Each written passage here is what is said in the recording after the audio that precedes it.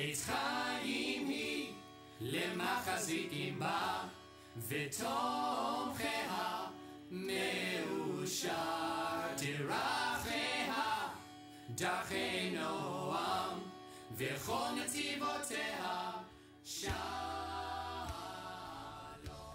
Shalom. Our Torah portion for this week is Parshat Shemini, and it opens with the 9th chapter of the book of Leviticus.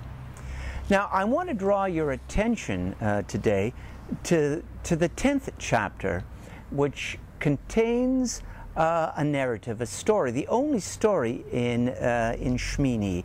It's a story that concerns the sons of Aaron, Nadav and Avihu. In the Hebrew we read, Vayikchu v'nei Aharon Nadav v'Avihu ish machtato v'yitnu vahen esh v'yasimu aleha katoret v'yakrivu lifnei Adonai esh zara asher lo tziva otam v'tetzei esh melifnei Adonai v'tochal otam v'yamutu lifnei Adonai.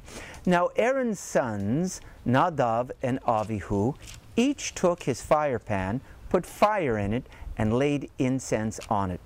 And they offered before the Eternal alien fire, which had not been enjoined upon them. And the fire came forth from the Eternal and consumed them, and they died at the instance of the Eternal. Now we're going to turn to verse 8, and we're going to continue.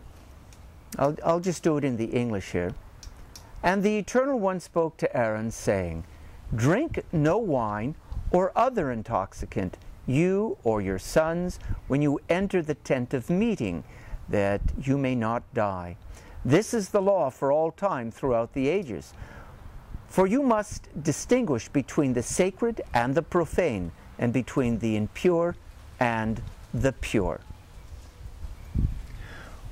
What we have here is the record of a very tragic story, a sad occurrence that happened to one of the most prominent families in ancient Israel, Nadav and Avihu, sons of Aaron the high priest.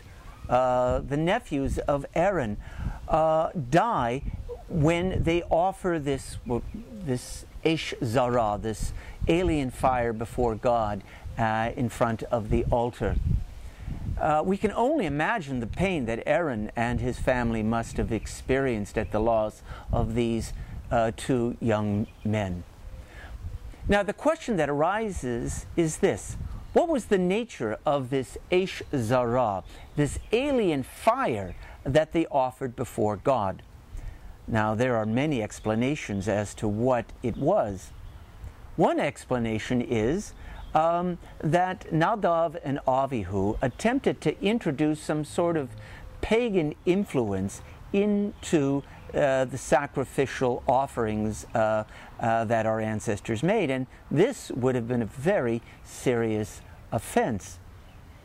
Another explanation is this: that the alien fire that consumed them was arrogance.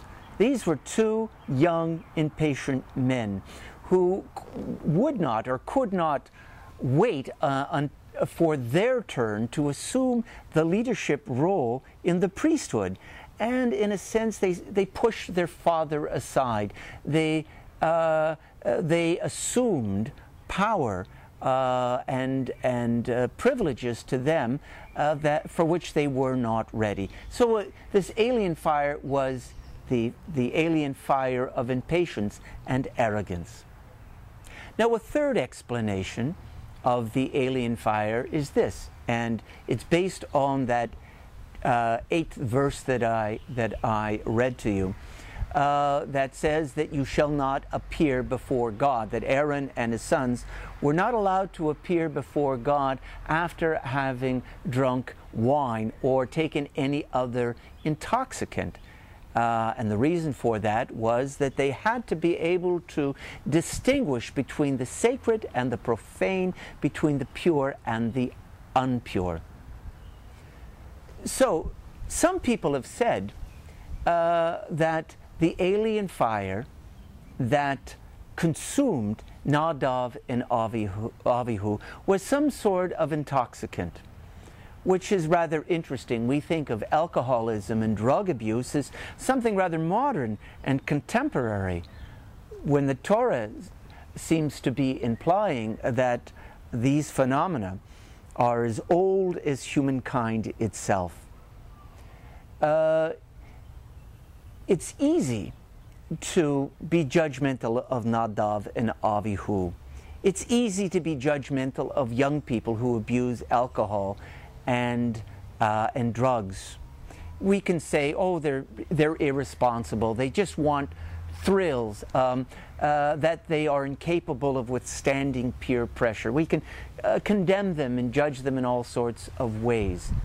But I prefer to see many aspects of human behavior, even drug abuse and alcohol abuse, as somehow being based on some spiritual longing.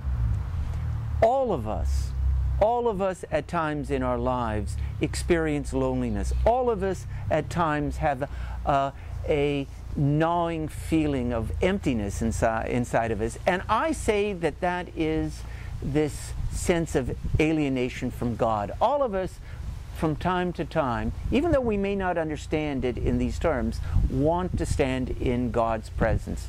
But so often we don't have the tools to be able to do that. And so we self-medicate with illegal drugs or prescription drugs or alcohol. And I think this happened to Nadav and Avihu, and I think it happens to contemporary youth as well. Another question that arises is this: where was Aaron when all of this was happening? Aaron, the high priest, this man who held a very important position in ancient Israel, certainly had prepared his sons to assume their professions. He had prepared them to be the high priests. I wonder if he, in his effort to prepare them professionally, if he had neglected to prepare them for life spiritually. I wonder if Aaron ever spoke of personal spiritual practices to his sons. I wonder if he ever shared with his sons his own personal struggles to find God.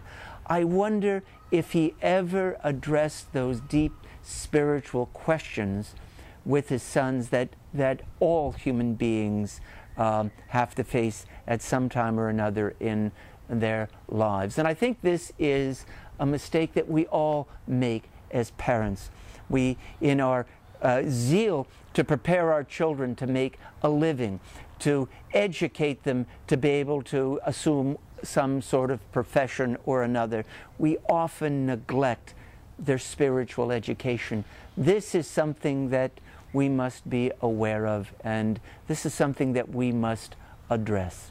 Now, these are my thoughts on this week's Torah portion. I hope that you will also read Parshat Shemini and perhaps come up with your own interpretations. Shabbat Shalom.